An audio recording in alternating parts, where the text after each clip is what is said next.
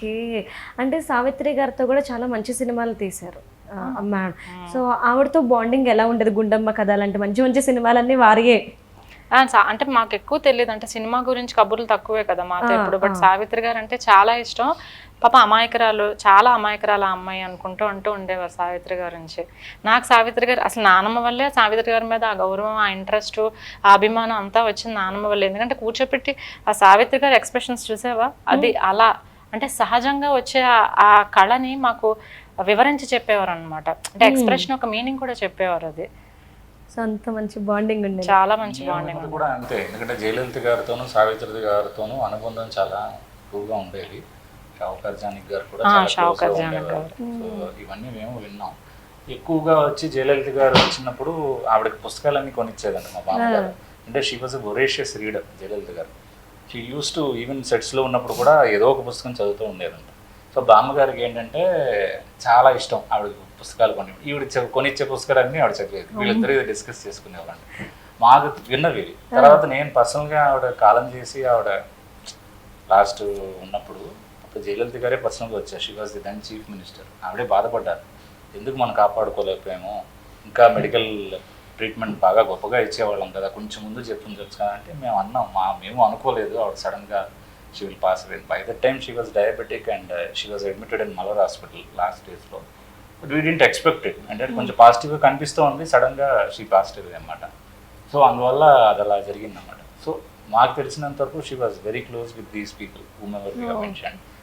That is అంటే మేము personal ఇప్పుడు తను చూసి చెప్పింది, నేనైతే అంత ఇంటరాక్టివ్గా లేను కానీ ఇవన్నీ విన్నాను. జయలలిత గారు రావడం, పర్సనల్గా ఈ మాటలు మాట్లాడడం అని మా ఇంట్లోనే జరిగింది.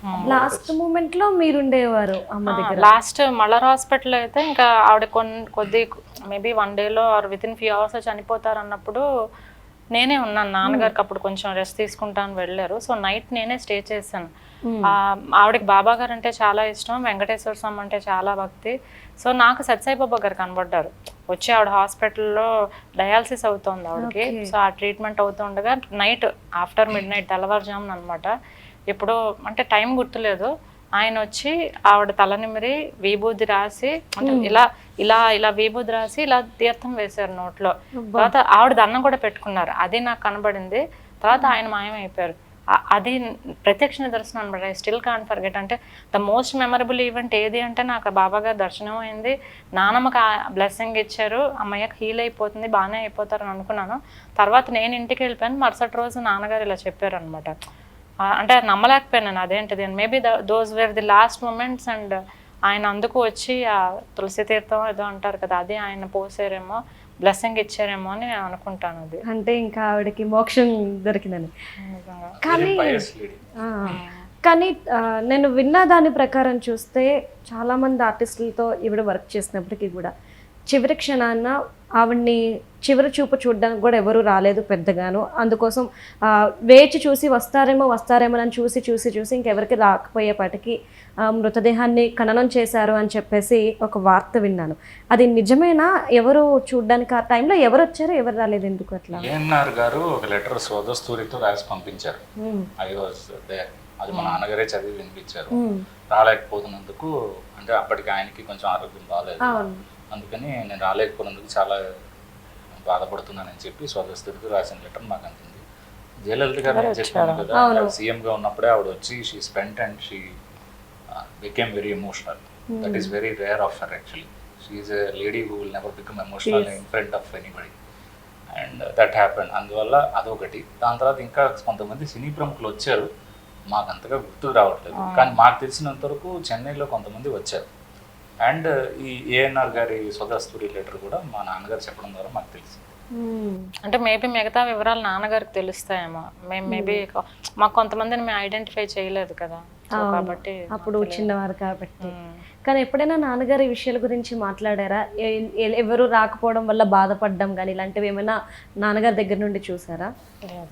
It was unexpected. అంటే ఆ టైమ్స్లో టుడే డేస్లో లాగా ప్రిజర్వేటివ్ పెట్టి 5 days 1 week వరకు ఉంచేలా లేదు. అప్పట్లో ఏంటంటే కొంచెం శాస్త్రోక్తంగా చూడటం, సో ఇమీడియట్గా క్రిమేట్ చేయడం, ఇవన్నీ కూడా డెసిషన్స్ జరిగాయి.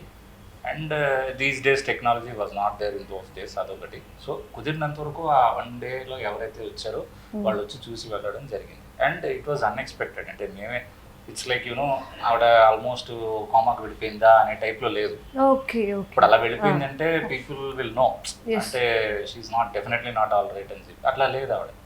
She was talking, she was even హాస్పిటల్లో కూడా చేరక ముందు కూడా ఆవిడ జీవిత సత్యాలను బోధించేవారని చెప్పాను కదా. అందులో ఒక మాట ఆవిడ just few days before hospitalisation కూడా నాతో అన్న మాట ఏంటంటే, జీవితం మనకి వ్యక్తిత్వాన్ని మలుచుకునే ఒక అవకాశాన్ని ఇస్తుంది, ఎలా మలుచుకోవాలనేది మన చేతుల్లో ఉంటుంది అని. వచ్చే ప్రాబ్లమ్స్ అన్నీ వస్తున్నప్పుడు దాన్ని ఎక్కువ పాజిటివ్గా చూస్తే it will mould hour personality, మన వ్యక్తిత్వాన్ని మలుచుకునే ఒక అవకాశాన్ని ఇస్తుంది అని అంత బాగా మాట్లాడారు. Just few hours before hospitalisation. So మామూలుగా మేమే అనుకుంటాం బాగానే ఉన్నారు, ఏదో బాగాలేక వెళ్ళారు అనే అనుకున్నాం. అంటే అంత గొప్ప మాటలు. అంటే యూజువల్లీ షీజ్ అంటే వెరీ గుడ్ సైకాలజిస్ట్ అనుకోవచ్చు ఆవిడ నిజం చెప్పాలంటే ఇలా కూర్చున్నారంటే మీ కళ్ళు చూసి చెప్పగలరు తెలుసా. అంటే మీరు ఏ భావంతో ఏ మాట అనబోతున్నారు అనేది she can go deep into your heart and analyse what you are thinking also. నాకు maybe that is the most cherished. అది ఇంట్యూషన్ అనుకోవాలో, మేబీ నేను సైకాలజిస్ట్ కాబట్టి నాకే అనిపిస్తుంది అంటే ఎదుటి వ్యక్తి యాంగిల్ నుంచి మనం ఆలోచించగలిగితే we will be able to understand their pain. So ఆ యాంగిల్ అనేది because today I know psychology, ఆ రోజుల్లో నాకు తెలియదు. So probably she was the best psychologist. Maybe ఆవిడే నాకు ఆ బీజం నాటేసారేమో అని అనిపిస్తుంది. మేబీ ఆవిడ చదువుకొని ఉంటే అదే అయ్యి ఉండేవారేమో నిజంగా. ఏదో ఎందుకంటే అంటే మనం చేసే కైండ్నెస్ మనకి తిరిగి వస్తుంది. ఆవిడ మాటలన్నీ అంటే దే రివర్బరేట్, అంటే ఇప్పటికీ చూడండి నడిపించే నాకు దారి చూపిస్తున్నాయి తెలుసా, ఇలా ఉండాలి ఇలా అంటే యూ ని not how to bother about it. భగవంతుడి దృష్టిలో నువ్వు ఎలా ఉన్నావు అన్నది మట్టుకే నీ కాన్షియస్గా నువ్వు పెట్టుకో. ఇదే అంటే these are all like very bits. ఈ రోజు నేను ఆలోచించుకుంటే these are all spiritual words. ఇందులో సైకాలజీ అండ్ స్పిరిచువాలిటీని మనం విడదీయలేము. అంటే బెస్ట్ సైకాలజిస్ట్ ఎందుకంటున్నానంటే she knows how to analyse the psyche of the other person అన్నమాట. She can go deeper into the other person thoughts, analyse them, దేనికి వచ్చారు, వాళ్ళకి నేనేం చేయాలి అని. అడిగితేనే సాయం చేసే రోజులు కావు, అడగకుండా సాయం చేయాలని తాపత్రయపడి. పైగా ఆవిడ వాడే సెంటెన్స్ తరచూ వాడేది అంటే ఇచ్చుటిలో ఉన్న హాయి మరి ఎచ్చటుండునోయి, ఇవ్వడంలోని ఆనందాన్ని నువ్వు చవి చూస్తే ఆశించడం నీకు రాదు అని. నువ్వు ఆశించలేవు అప్పటికి, ఆ హాయిని నువ్వు చవి చూడాలి. ఎవరికైనా చేయడంలో ఉండే ఆనందం పొందడంలో ఉండదు అని. అంటే see how they are reverberating still. అంటే నానమ్మ మాటలే అలా నన్ను maybe they moulded my personality. కానీ నేను కొన్ని చోట్ల విన్న దాని ప్రకారం ఒకరు చెప్పారు, సూర్యకాంతం గారిది చాలా పెద్ద ఇల్లు, ఇలా ఉంటుంది అలా ఉంటుంది అని చెప్పేసి తమ్నైల్స్ ఇవన్నీ. ఎలా ఉండేది అసలు సూర్యకాంతం గారి ఇల్లు? అంటే ఆవిడ మేజర్గా చెన్నైలోనే ఉన్నారు. ఆవిడకి విజయవాడలో ఒక ఇల్లు ఉండేది, పెద్ద ఇల్లు. దాని తర్వాత హైదరాబాద్లో ఒక పెద్ద ఇల్లు ఉండేది. సో ఇవి కాకుండా ఇంకా కొన్ని చోట్ల ఆవిడకి ఎస్టేట్స్ ఉండేవి. కానీ మెయిన్గా ఏంటంటే ఈ చెన్నైలో ఉండే ఇల్లు వచ్చి సూర్యకాంతం, ఆ ఇంటి పేరు సూర్యకాంతం అని పెట్టుకున్నారు. సో కృష్ణుడు మురళీధరుడు విగ్రహం ఇంటి ముందు ఉండేది, ఫౌంటైన్ ఉండేది. దాంట్లో ఫిష్ అంతా మెయింటైన్ చేసేవాళ్ళం, బ్యూటిఫుల్గా మెయింటైన్ చేసాం.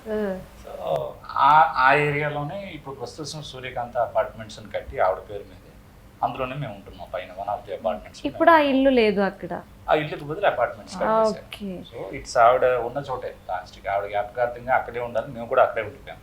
వి డిడ్ంట్ మూవ్ ఎనీవేర్.